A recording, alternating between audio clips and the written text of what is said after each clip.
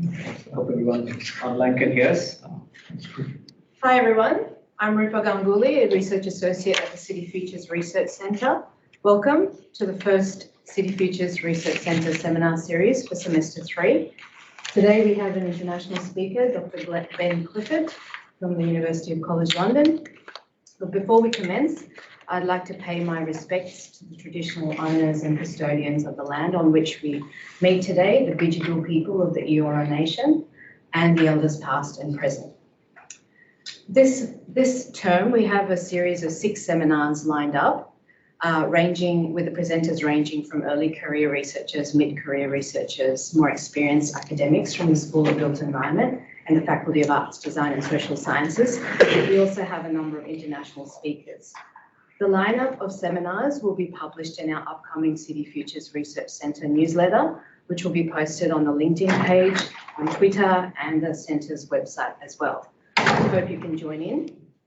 As usual, the seminar will be recorded, and the recordings can be accessible, can be accessed through the YouTube channel. I would please request you to keep your mics muted and your videos turned off during the presentation so as to not distract the presenter. Please feel free to post your questions on the chat. We'll be monitoring that on an ongoing basis, but please keep your questions right to the end. I will now pass it over to Professor Rob Freestone, who will formally introduce Dr. Clifford to the crowd. Everyone is well versed and familiar with Professor Freestone's long and extensive academic career.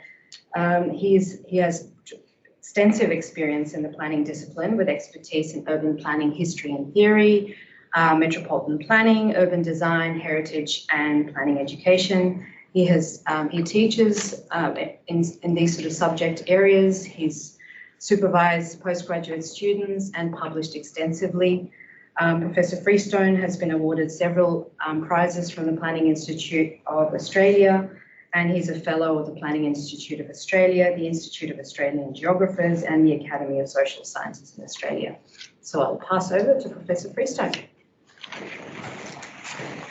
Well, thanks, Rupa. I don't think you really needed to do that. It's like a detailed introduction to the introducer, which is my limited role here. And thanks very much to City Futures for enabling this meeting this afternoon. And welcome to those who are in the room and those who have joined online. Yeah, so Ben Clifford is with us from UCL, where he's an associate professor of planning. He's in Australia for another 24 hours. He's been here for 3 weeks in an affiliation he has with the University of Melbourne, which seems to be bringing him back here every year or so. Ben studied geography at the University of St Andrews. Did you go through with the current HRH Prince of Wales? I did actually. I had some classes with him. Yeah. Okay, well, we might have some questions there. And did his PhD at UCL, at King's College in London on, I've got the topic here, British local authority planners and experiences of public sector reform. To some extent, those interests flow into the subject matter this afternoon.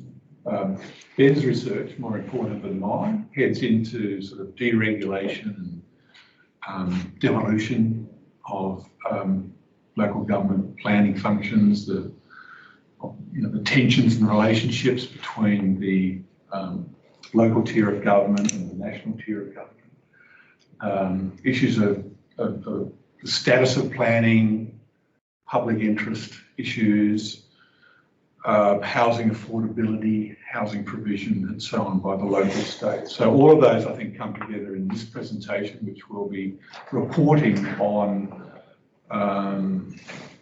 the bigger context as well as research that Ben has done, I guess, alone and with collaborators as well. Looking, I think, very much at sort of issues of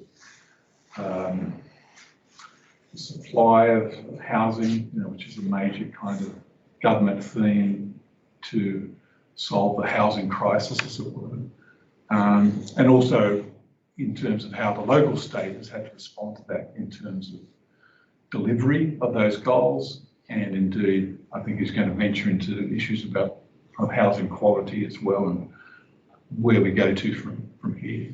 Many of these themes, of course, will resonate with us in the Australian context as well. So Ben, welcome.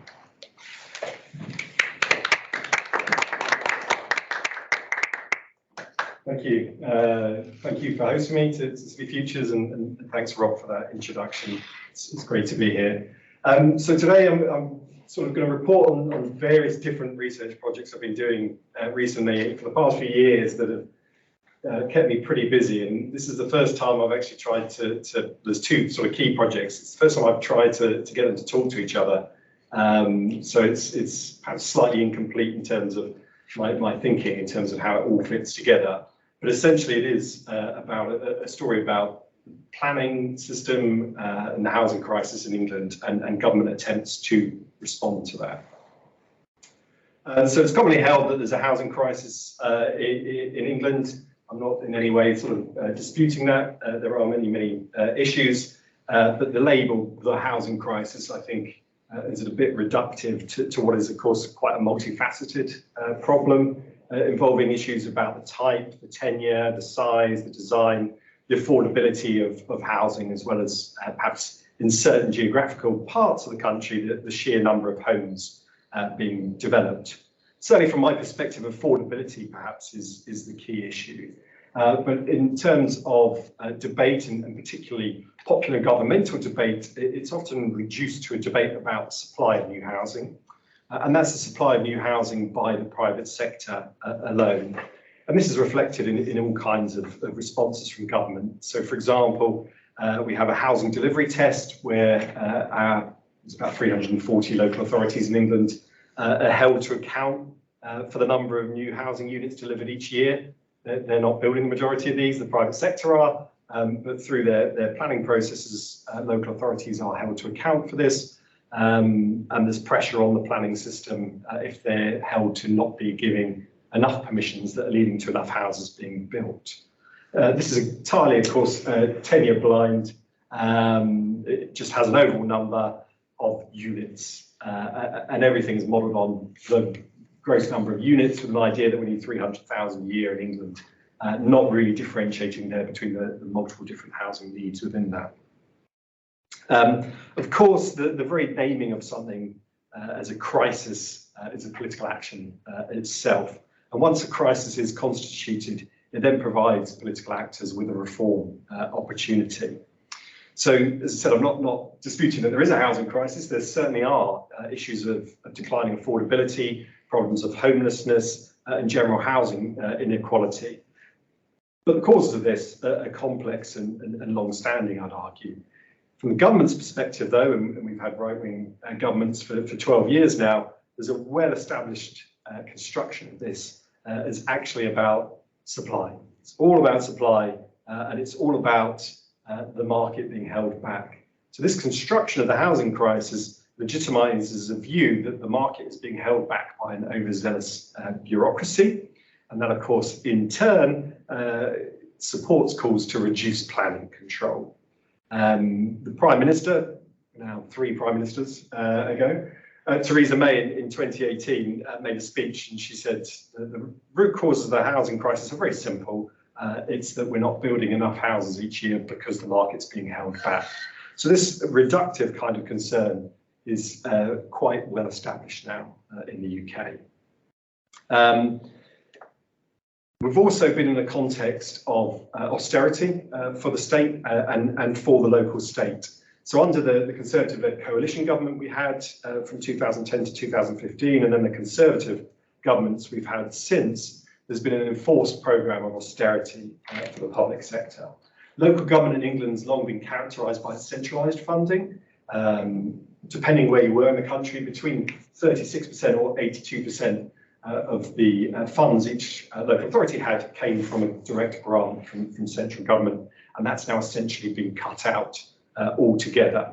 So across the whole country, over the past decade, we've had about 56% reduction in the income for each of our local authorities.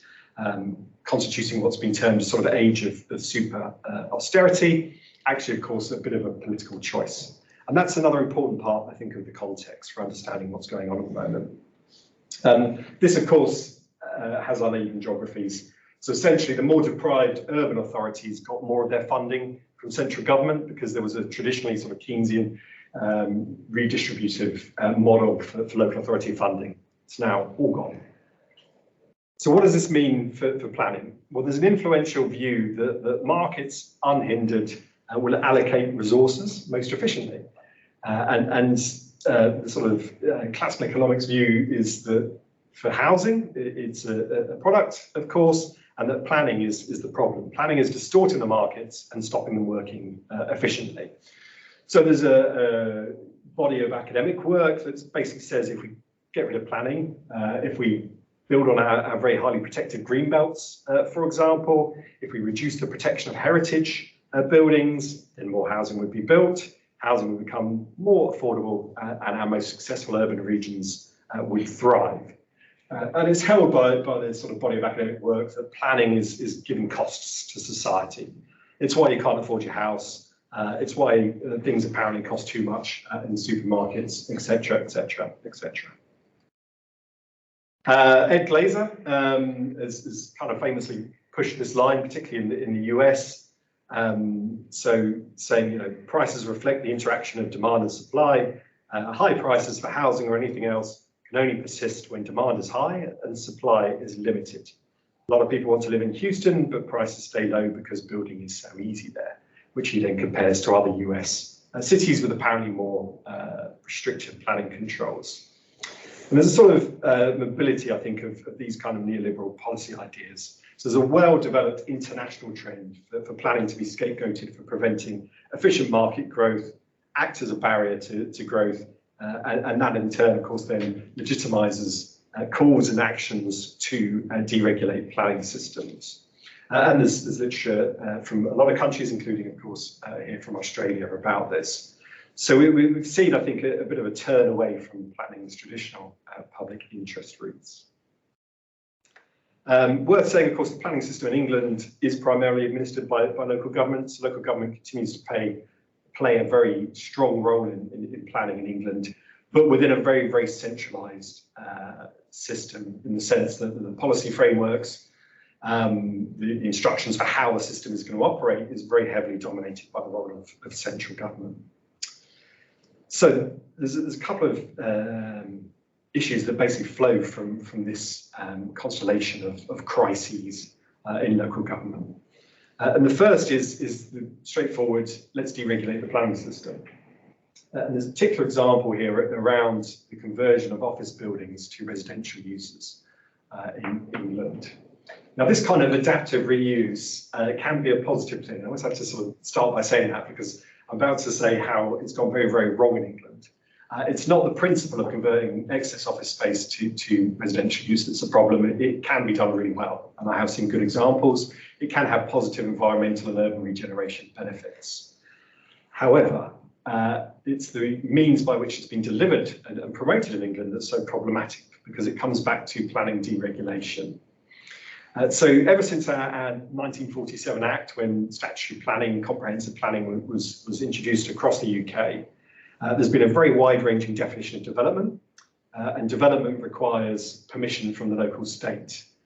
And to avoid the system becoming clogged up, there's always been what's called permitted development, which is things that don't need this planning permission.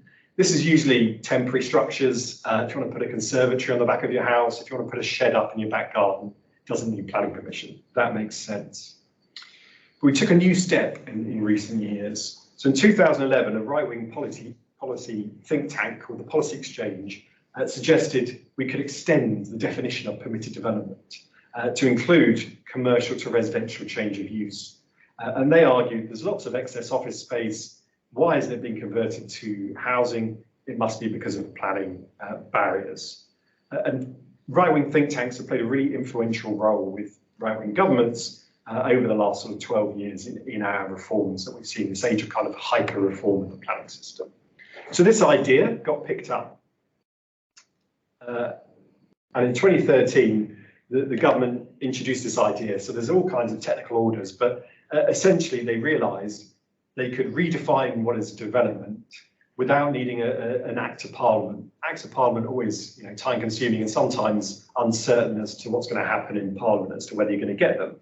But the development order, the minister could just change without going through Parliament. So the minister did. The minister just extended what's permitted development and said converting an office building to housing is permitted development now. No longer will it need permission from the local state. This was initially experimentally introduced, but then it was made permanent in 2015. And as permitted development, local government can't object to the principle of doing this conversion. They can't apply any policies they have in their local plan. They can't think about design. There's just a few technical things they can check. Is it in a dangerous kind of situation for flooding, and some technical aspects around things like the impact on local highways. So what's happened on the ground? There's a couple of research projects with colleagues from UCL that I've done on this that involve basic case studies across a total of 11 different local authority areas, looking at over 1,000 buildings and various case studies to look into this. The government very quickly in 2015 said this is a fantastic success, is delivering more housing. And so the central government statistics on the number of units that are delivered each year, the number of housing units from conversion of other buildings, mainly commercial, are collected, and they introduced this policy here, and you see this increase in these schemes. So from 2013 to 2020, 75,000 new homes across England have been delivered through this deregulated route, which is why there's this construction of, isn't this great? Worth noting that the idea of converting buildings didn't just suddenly come in 2013, and we've always had these kind of conversions ongoing. But yes, there absolutely was a boost that followed this deregulation. But quite quickly, a range of concerns started to be aired. So certain local authorities were really concerned about the loss of office space that might still be needed.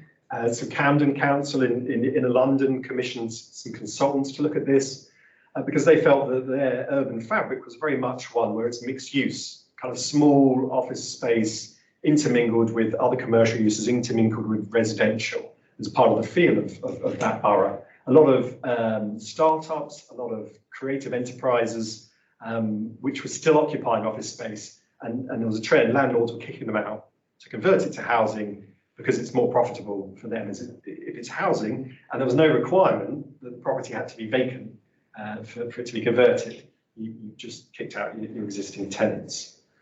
There was also concerns that started to come about loss of affordable housing. So one of the main ways we get affordable housing is a residual planning gain. So essentially local authority planners negotiate with the developers that they're going to have to either provide a certain number of affordable housing units on their scheme or give us a contribution for that. That can't apply because these schemes aren't getting planning permission. So in just 5 local authorities over 3 years of this policy, we calculated that probably lost out on over 1,500 affordable housing units. There's also concerns about infrastructure provision. So the government said there's no problem here around infrastructure provision. The infrastructure needs of an office are the same as housing. That might be the same, I think, in terms of some physical infrastructure. It's certainly not the same in terms of social infrastructure or arguably green infrastructure, though. So actually, local authorities are getting an infrastructure cost imposed on them with no way to regain any of it. Usually, actually, through planning gain, they never recoup the full costs. There's other, obviously, means of taxation that they get to that, but they might have got back about 10 million in our initial 5 case study authorities over 3 years. They just lost out on that. So developers aren't having to provide affordable housing. They're not having to make infrastructure contributions. So there's absolutely increased profitability for them. And I think that probably is the big reason that there was this sudden uptake of interest in these conversion schemes. So yes, it stirred the market, but really by being a fiscal giveaway. What's worse than the kind of fiscal giveaway issue is the housing quality. So the most serious issue we found was all around housing quality. And I think planning's regulatory role in this has been overlooked quite a lot when this idea came forward. So without proper planning control, individual scheme design varied enormously. So we do have a separate sort of building regulation system which does think about things like fire safety or the structural integrity of the building. That applies to these conversions. But scheme design, both interior and exterior, was always a planning matter, not a building control matter. And that was suddenly taken away pretty quickly in 2013. And it was just reduced to the whim of the developer and their development model. So we found probably about a third of these schemes were really quite nice, actually, where developers had, perhaps through their own business model, thought, let's go high end, let's deliver really good housing. About 2/3 hadn't. So the government recommends, it doesn't mandate, but it recommends that the smallest flat, a studio apartment, should be 37 metres squared in England. We were finding studio flats of just 15 metres squared being developed through this. So in our study, we found under a third of the units, housing units we looked at would meet those recommended national space standards. They were also less likely to have access to other things that particularly in London, we've now got well-developed planning guidance. So with the push for density, with more and more people living in apartment blocks, there's some really quite detailed and I think quite good guidance now on the kind of things we'd look for. So what we call amenity space, so outdoor space like a balcony or a roof terrace, play space for children, other provisions like this. Thinking about window arrangement, trying to avoid single aspect, having dual aspect windows to increase light into dwellings and help with thermal comfort. All of that can't be applied because that's a planning consideration. These schemes are going through deregulated planning route. So developers were in the hole not providing balconies at all or those kind of things. Just illustrating the space standards, Julia Park, an architect who's done some research on this.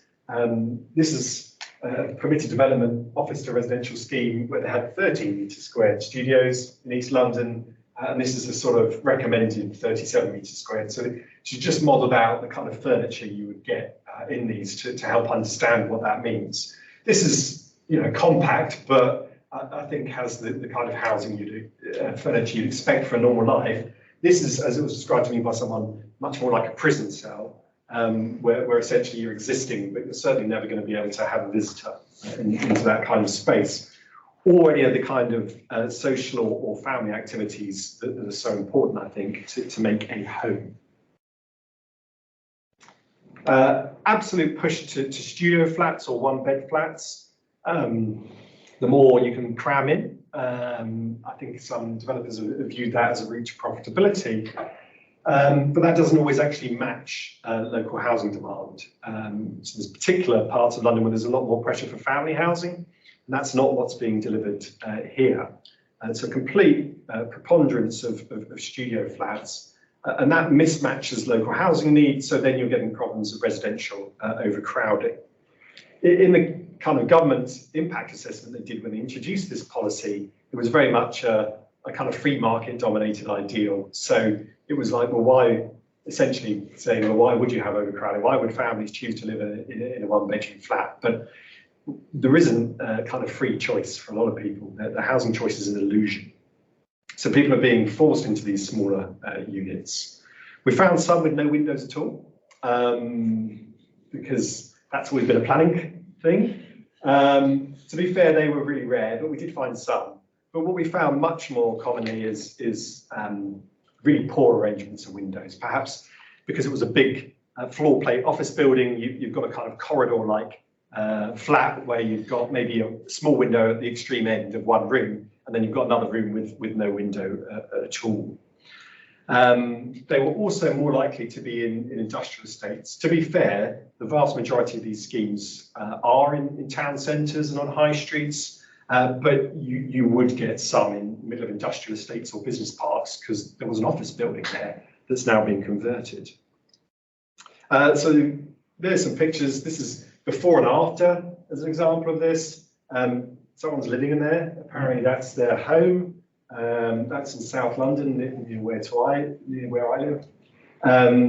This one is above a nightclub. It's still a nightclub. Consideration about noise mitigation is a planning matter, so it couldn't be brought in. So these residents said, well, it's really, really noisy. This one that's in Leicester, in the Midlands. This is in Reading. They haven't changed the windows at all, so it's still like an office building windows. I showed this to some of my students, and one of my students said, one of my mates lives in there, and it's awful during the summer because they can't open the windows, they can't ventilate properly. So he goes and he has to leave his flat for about a month to live with his parents. All locational issues. This one in Leeds in the north of England. This is the conversion, but it's in the middle of an industrial estate that still is an industrial estate. So perhaps the kids can play in the car park. This one in West London. These are still kind of light industrial uses. These are people's flats. It's kind of spot the difference with that one. A lot of the design features, this one, I mean, it looks just like perhaps a hotel design. Rows of small flats. All the ones here, your only look is into an atrium in the middle, which you might not mind if you're staying a few days in a hotel, but that just isn't brilliant in a flat. This one, journalist took this picture. This woman was very happy for this picture to be shared. This is her basement flat, so that's the only window, but it's a basement, so it's sort of obscure glass. So she actually has to have the light on all the time. She's in there, giving her increased energy costs. And as you can see, she's living in this tiny space with children, hence possessions everywhere. This one. It was one of my colleagues did the site visit, because these schemes, sometimes they'd be proposed but not implemented. And so she put on a check sheet, not implemented. And then a resident got in touch with me knowing we were doing this research, and I was invited inside. So I was like, it is implemented. But that looks like an office building, but this is the inside where they've just sort of thrown up partitions to make flats and just kind of taken advantage of this deregulated space with really poor monitoring of what's happening. So the government's impact assessment kind of said, the only reason that vacant offices exist, if there's all this housing demand, is because market forces, is because of planning.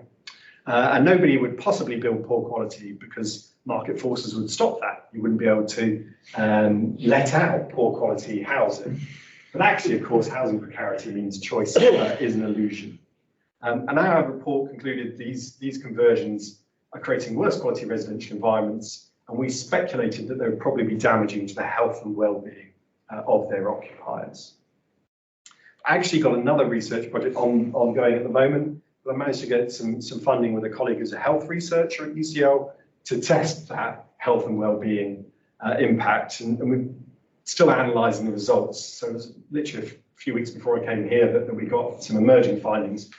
But we found some emerging findings that people living in poor quality housing where there was insufficient space were 6 times more likely to be clinically depressed, and where there was poor window arrangement or perhaps no view, no natural light, were 15 times more likely to be clinically depressed. So I think that kind of supports the earlier supposition. Slight sort of change of gear, but I think driven by these planning reforms that reduce control, a lot of local authorities are now thinking planning's not enough to deal with the housing crisis. These government reforms are not helping us deal with the actual housing crisis, particularly in terms of affordability. And so local authorities are turning back to house building themselves directly. Used to be a huge component of our housing supply. In the 1960s, they were building about 300,000 housing units a year, of which about 100,000 were built by the local state. Thatcher put a stop to that in 1980. But local authorities have started to look at this again, not usually led by the planners, I have to say, even though it's very, very important in terms of its planning implications. So one of the things the government did while cutting the grants to local authorities in 2011 is it said, well, you can set up companies if you want. You can experiment in the commercial space to generate revenue for local authorities. And it's through these kind of means that local authorities are now getting back into the housing development space. So using a variety of means to deliver their own housing as a solution to the housing crisis. This involves sometimes just like they used to, building using their sort of funds and the council directly building. But actually it also involves them setting up commercial companies to do this.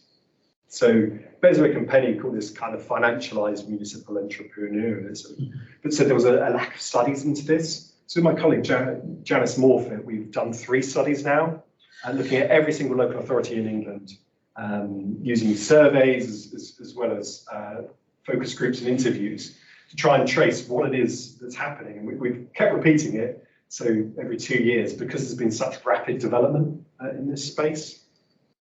So 80% of local authorities in England now say that delivering more affordable housing is a corporate priority for them.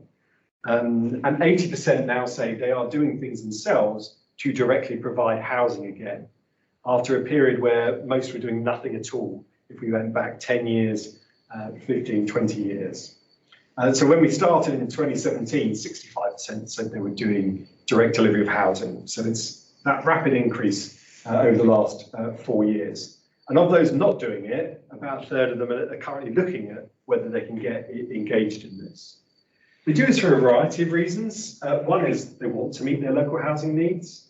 One is they want to tackle homelessness. In a sort of example of scalar dumping, local authorities are now responsible for dealing with homelessness in their patch and have to try and fund that from the local funds. Central government's kind of absolved itself of responsibility for this. So of course they want to try and tackle that. Local authorities also though are concerned about some of the planning issues. So design quality being delivered by the private sector is a big concern for most local authorities in England. And that's again a motivator for them saying, well, why don't we do this ourselves? If we're the developers, we can demonstrate good quality design in a way that was very popular, for example, in the 1960s, the role of the local state. They started off in 2017, a lot of them saying, one of our top motivators is income generation. Let's get into housing development, make money, help cross-subsidise local services. That's really dropped off over the last 4 years as a motivator because it's turned out to be, I think, a little bit harder perhaps than they thought to make a profit out of this and still deliver social objectives. But it hasn't put them off this kind of activity. So there's a lot of these companies now. Between 2018 and 2019, 119 new companies registered. 80% of local authorities have some sort of company. This might be a wide variety of things. It might be around property management. For some purely focused on income generation, it's actually about buying commercial property to generate income. So local authorities own shopping centres and hotels and things. But 55% of authorities have a housing company, which is about building and developing housing, all kinds of tenure. So in Eastbourne, which is on the south coast of England, a lot of old people retire there, but the private sector doesn't deliver enough housing that's suitable for the particular needs of the elderly. So they set up their own company to do that. Bournemouth, further along the south coast, they were paying to put homeless people in bed and breakfast accommodation, hugely expensive to the local state. So they decided, let's just buy some housing, manage it ourselves to deal with temporary housing needs.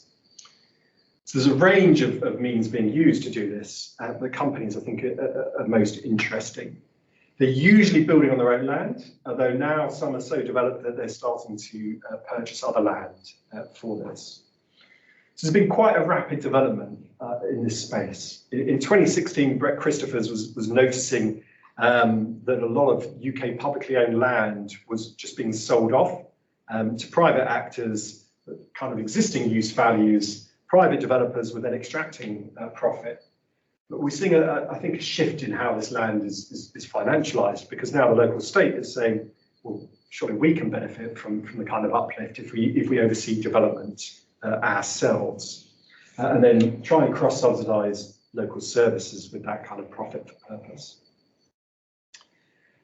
So income generation is a part of this, and it's not all affordable housing being developed. A lot of local authorities are now using their land to develop quite a lot of market housing that's going to be for sale to generate income, but also to try and reduce expenditure on homelessness. Those have been the key drivers, but as I've already said, not the only drivers. There's a strong link back to place shaping, and in a way, what we might call kind of proactive planning. So there's a desire to see housing actually delivered, because one of the problems we have with our housing delivery test is a planning permission isn't actually a house, can't live in a planning permission, and there's a strong tendency for our big house builders to basically acquire planning permissions and use it for land banking. They might just then trade the land with its increase in value with the permission on it, or they might just sit on it, but sit on it for years and years, and then actually develop when it's going to maximise their profitability rather than meet local needs. Shouldn't really be shocked about that, I think, in the private sector. But a lot of local authorities are really frustrated about that. A lot of local authorities, particularly local politicians, feel that they're feeling the heat of constituents unhappy with housing development, and yet they're given these permissions and then they're not even being built out. And then the government's saying you're not building enough housing, so then there's pressure to release more sites for more housing. A lot of these local authority officers pushing this housing development are seeing housing as part of regeneration. So we had schemes, the one we saw in Bournemouth, where they had 20 car parks around the town centre, and they're saying, well, nobody wants huge surface car parks around anymore. Let's redevelop them into housing as part of regenerating these areas. In other places, it's about how can we improve existing housing estates, perhaps by putting in new housing, sort of infilling, but also then using that to improve the general facilities on those estates. Others have said, we think we can drive up the quality of rental housing. So down in Cornwall in the southeast, there's a lot of seasonal workers into the tourism industry there, and the rental stock is very, very low quality. And so the local authority is saying, if we build housing, we can rent that out and hopefully then sort of skew and affect the whole market, hopefully, to improve the quality of rental accommodation. And improving design. So in the way, again, that was kind of quite popular in the 1960s when there was a lot of council house building, there was a hope then that we'd be able to improve standards by the private sector, just by the public sector being such a high quality developer. And this is now, in the current generation, a lot around environmental standards. So if the local state starts building housing to sort of passive house, zero carbon kind of standards, hopefully that might demonstrate you can do it. So this is a return, I think, to a tradition of municipal entrepreneurialism. So some people talk about sort of financialization and implying that it's almost a new thing. But actually, if we went back to late 19th century, early 20th century local government in England, most activity by the local state was funded by commercial companies, gas companies, water companies, tramway companies. And this is being done as profit for purpose, for social purpose in a way. So Phelps and Meow kind of call this urban intrapreneurialism. There are potential positives. It's leading to perhaps greater freedom from central government's control and whim if they have less control of the purse strings. It's achieving policy goals. We are seeing an increase in housing delivery. We are seeing an increase in affordable housing delivery. Private developers see it as a kind of God-given right to make a 20% profit on schemes in England. Local authorities aren't doing that. They're trying to squeeze out as much affordable housing as possible, even when they're doing market-led housing schemes.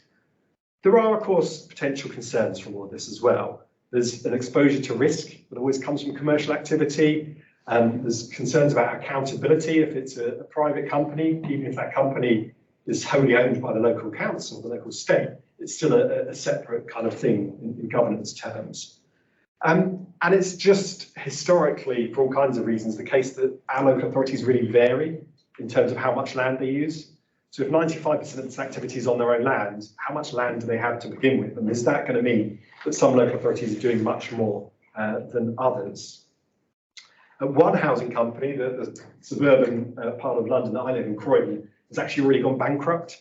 So it's called Brick by Brick, and they were too ambitious. And the development pipeline can take years. They tried to do too much too quickly, overexposing themselves to debt, and essentially they went bankrupt and they caused severe financial issues for the local authority themselves. So that's a concern as well. But others continue. They say, well, if we're slightly more cautious, then we can do this. And if we focus not just on making a profit, but just doing what we think is right in terms of housing delivery. So what next? Local authorities can deliver more affordable housing through these means, through doing it themselves, than if it's left to the private sector, but it's never actually going to be enough. The whole idea that you can kind of meet your affordable housing needs as a residual of market-led housing doesn't work, in my view. So there are still the challenges of viability. They can't get away from that without a government grant. There's issues around skills, capacity, when local authorities hadn't been doing housing delivery for so many decades, where all the expertise around this was lost and is now in kind of competitive need. There's rising costs, particularly around builders and that kind of activity. And there's still these financial pressures within the local authority. And sometimes this activity is kind of really closely integrated between the council's housing teams and planning teams, but in other cases it's not. We saw a few examples where the local authority planners had refused planning permission for the council's own schemes, which was slightly unpopular. So it's not a perfect solution, but it is an interesting solution. We are seeing positives come out, I'd argue, from this increased local authority activity. And yet all of this has largely been ignored by central government. So local government's almost done this despite of, behind the back of, without the support or assistance of central government. Central government remains entirely focused on planning reform as the solution to the housing crisis. And it's continued down this path. So it's expanded the range of buildings that this permitted development applies to. We added last year gyms, daycare centres, nursery schools. Any of those could be converted. So now 80% of non-residential buildings can in theory be converted to residential use under this permitted development. The government also published a really quite radical consultative paper in 2020. Didn't talk at all about the fact that because of this austerity, local authorities have lost about 40% of their planners. It said, no, the problem with the planning system in the UK is that it's discretionary. It's not a zonal system. It's extremely discretionary, and that's the problem. So let's just introduce a zoning system instead, with kind of three zones, only three zones: growth zones where you could do anything, renewal zones where you could do certain types of thing, and a protect zone where everything would still need this case-by-case discretionary planning permission. And the protect zones, including all of the green belt and actually most of the Conservative Party MPs' constituencies, interestingly. That white paper talked about pretty much nothing other than housing. It ignored climate change, it ignored sustainability. It's essentially reducing housing, reducing planning to this kind of residualized housing licensing system. Not interested in democracy, not interested in any of those kind of issues. Interestingly, the government actually lost then a by-election, and most of the debate in this kind of suburban constituency in the southeast of England was about how damaging these planning reforms would be. So they stepped back from that. Let's not have zoning. We'll keep the current system, but instead we'll reform it in other ways. So the less headline-grabbing reform continues. We have this kind of shadow system of deregulated permitted development. Just today, our new Chancellor Exchequer is going to announce a new network of investment zones, where, guess what? There's going to be reduced planning and environmental regulation, the kind of rebirth of Thatcher's enterprise zones from the 1980s. So we're seeing a disjointed, but I think broadly deregulatory planning reform push continuing and gathering pace in England without, I'd argue, much understanding of the positive role that planning can play, going right back to its origins in terms of health and well-being. We're introducing reforms without adequate understanding, adequate safeguards. Someone said to me these permitted development conversions are slums of the future. And it's a regulatory reform flowing from a market fundamentalism. So the idea, of course, that regulation protects people, can look after the environment, completely gone. A philosophy that I think kind of reflects a hegemonic neoliberalism. So we're seeing the return of the rollback. We're ignoring the kind of safety net role of regulation that can include planning. We're obsessed with increasing housing supply at all costs, with growth that privileges quantity over quality, and ignoring any diseconomies that come from this. The material impacts of this regulatory change, of course, are hard to ignore. The government has, where they've had to, respond to some evidence. So they have now said all dwellings, including those by permitted development, have to have a window, they have to have adequate natural light. We do have a base somewhere, but they've ignored all of these other kind of problems that exist with their approach. Planners are often doing what they can in response to try and mitigate some of this, but absolutely with a reduced acting space. And in response to all of this, local authorities are increasingly actually, I think, turning away from planning and thinking, how can we place shape through other activity, like our own direct delivery of housing? So some are doing well with their own development activity, but nowhere near the scale of private delivery, which is why this planning deregulation is such a problem. I think we've kind of got echoes of a pre-World War II settlement, where local authorities have some planning powers, but perhaps not adequate ones, where funding bears little resemblance to local need, and some local authorities are doing lots, but not very much at all. So yes, Birmingham City Council in the late 19th, early 20th century was fantastically proactive, but there were other cities like Bristol that basically did nothing at all. And the whole post-war redistributive ideals are completely eroded. There's real reasons to be concerned with this trajectory of kind of planning and governance reform.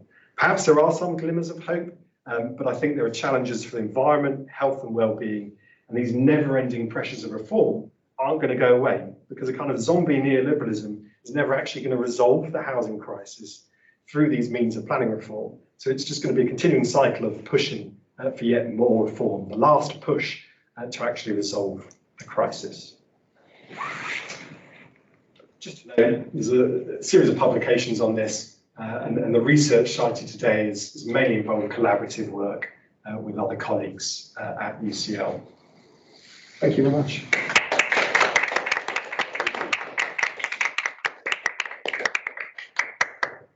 Thank you, Ben. It seems ironic to me that in the name of planning reform, we seem to be going back to 1909, you know, when having a window, having ventilation, having sufficient space to live was the driving force. So, a cyclical pattern that's pretty undesirable. We'll go to some questions from people online and in the room, but we'll start with people in the room with Professor Pawson, who's our Professor of Housing Study. Fantastic lecture, thanks so much. There's so much that you could unpack in that. We need a 2-hour slot for discussion, really.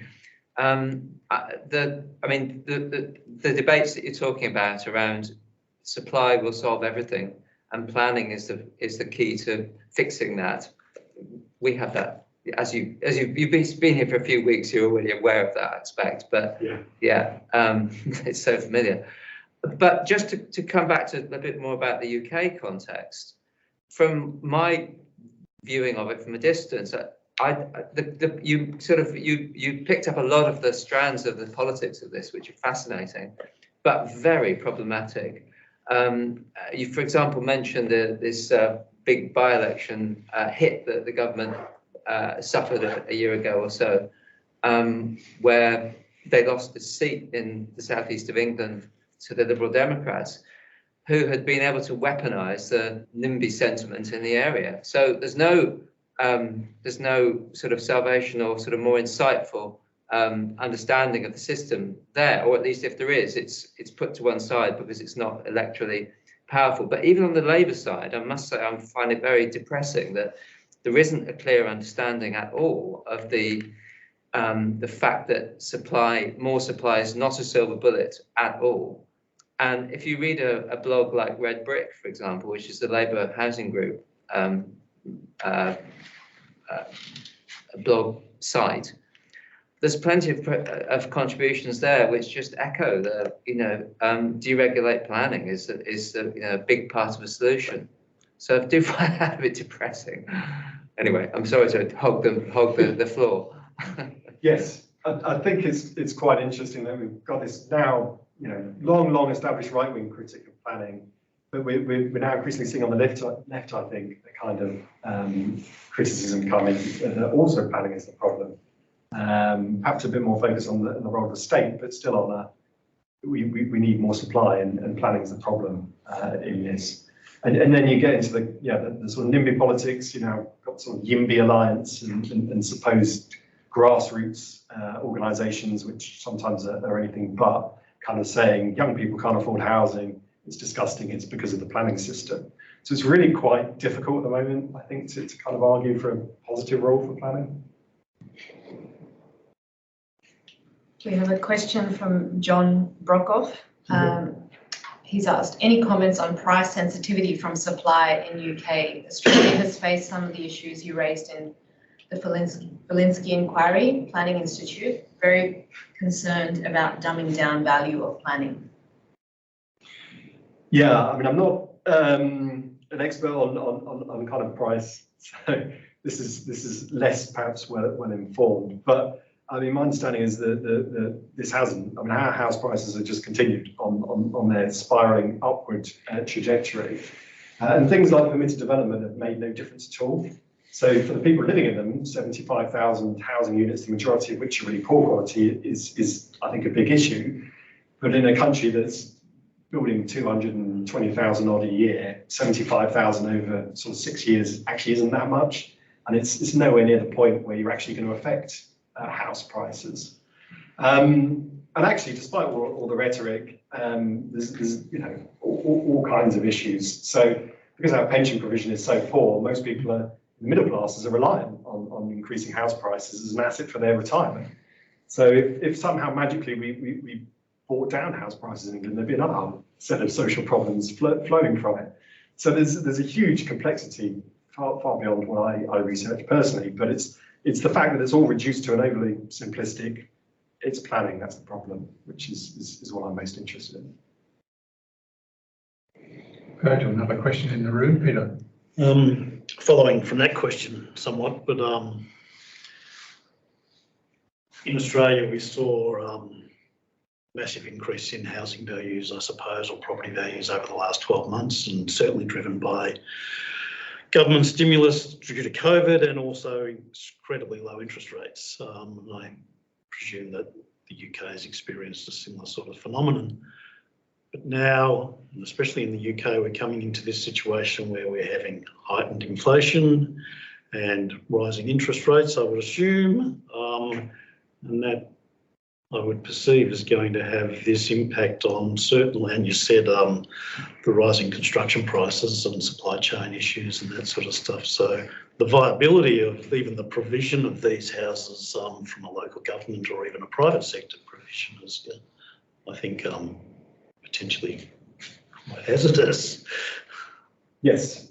Yeah. So a lot of the local authorities we spoke to have found things harder than they thought it was going to be.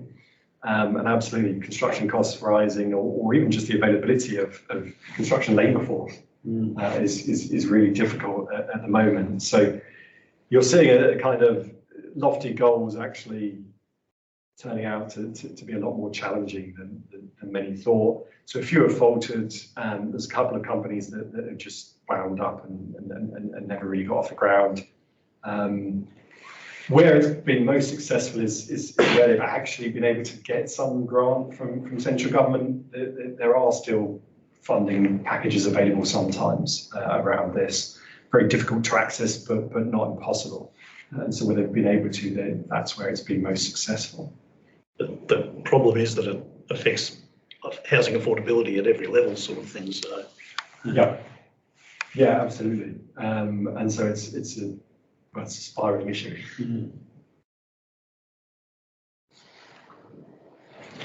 Chris Pettit, Director of City Futures Research. Thanks, Ben. Thanks for the presentation. Just wondering, with your survey of what was converted from office to residential, did you get any metrics of how many of those are short-term rentals on Airbnb or, yeah, any other sort of information? So that's one of the things that we hadn't looked at properly before. And so as well as looking at kind of the residents' health and well-being from living in them, the current work I'm doing, one of the other questions that we're really keen to understand is tenure and looking at that a lot. So I haven't got kind of systematic data on it.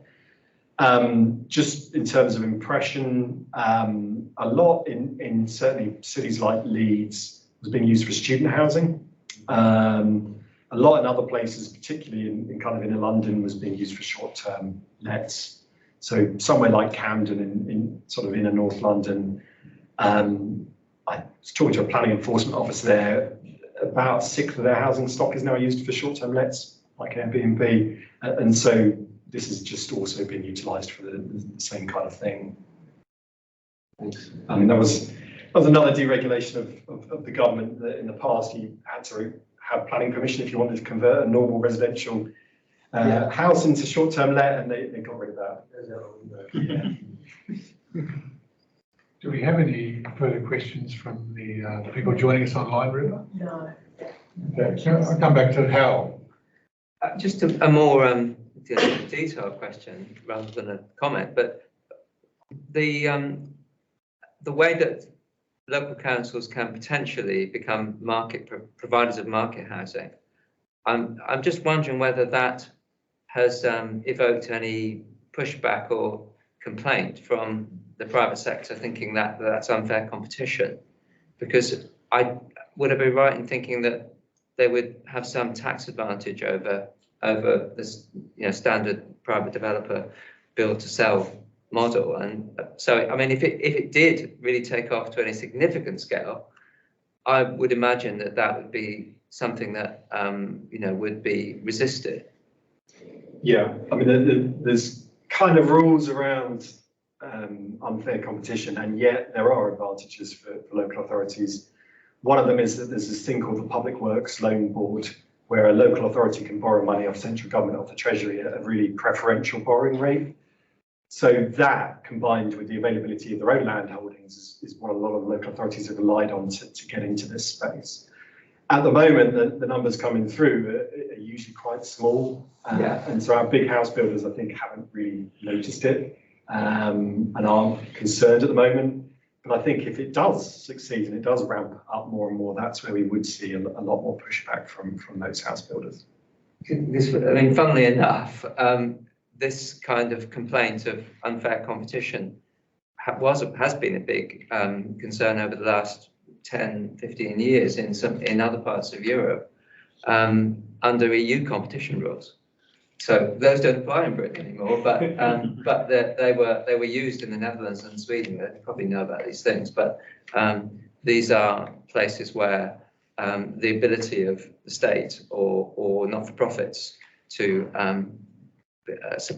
become major suppliers in the market at not needing to charge market prices was a cause of an EU clampdown in those countries, and maybe others as well.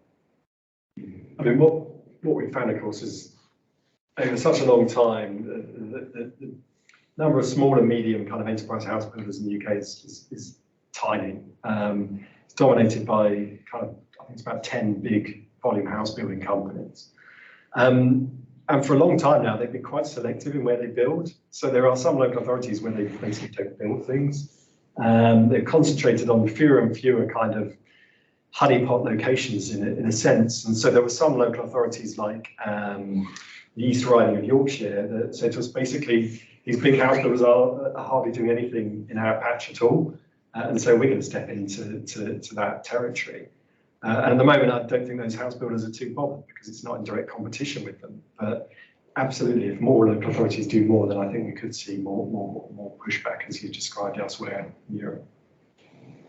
We have some more questions online from Professor Bill Randolph, who's working on the Developing the Compact City project I mentioned, how the planning system hinders or facilitates multi-unit dwelling development.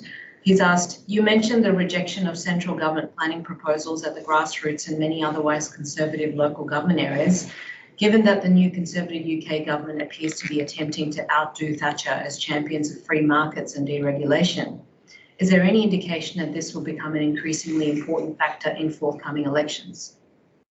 Yeah, I think there very much is that. So there's always been a tension in conservative kind of politics between the grassroots and the local electorate, who have kind of always loved strong planning for reasons of protection of their property and its surroundings, and the kind of free market enterprise Thatcherite wing, which certainly dominates kind of government thinking, central government thinking.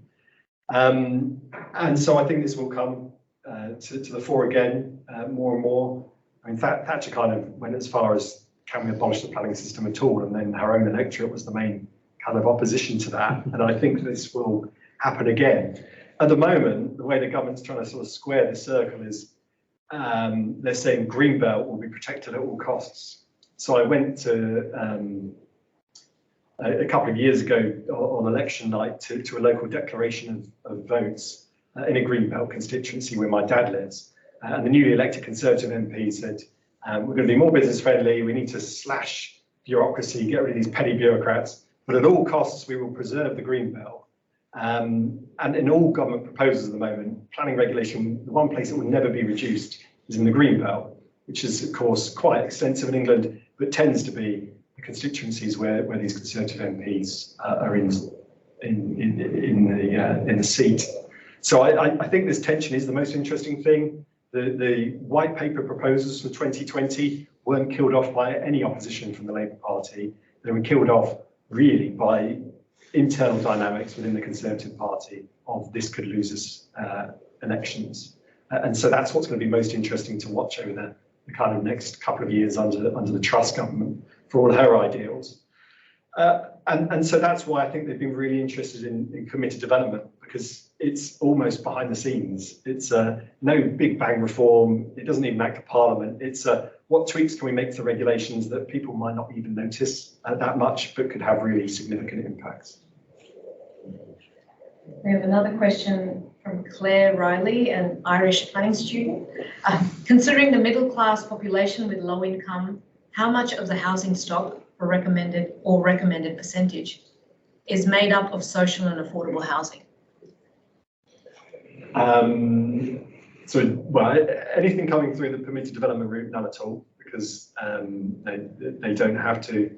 The extent of kind of social or affordable housing, again, it varies quite a lot by local authority, just because of historic reasons of how much they built before Thatcher stopped them in 1980, how much people have bought through their right to buy social housing. So it would vary enormously between local authorities. I think overall as a nation, it's perhaps about 20% of our housing stock. Thank you. I think. All right. Well, thanks very much for those questions from those joining us online, and those who joined us in here. And thank you, Rupert, for co-chairing this exercise. This and the others who helped as well. This was about the housing crisis, but I'm a little deflated at the moment because I'm seeing it rolling into an ideological crisis about formulating and comprehending the problem and ways out of it. There's a financial crisis here in terms of the resources that can be brought to bear. There's a governance crisis in terms of how you bring the stakeholders together effectively. And worst of all, there's a crisis for planning, which is being demonised as part of the problem rather than the solution.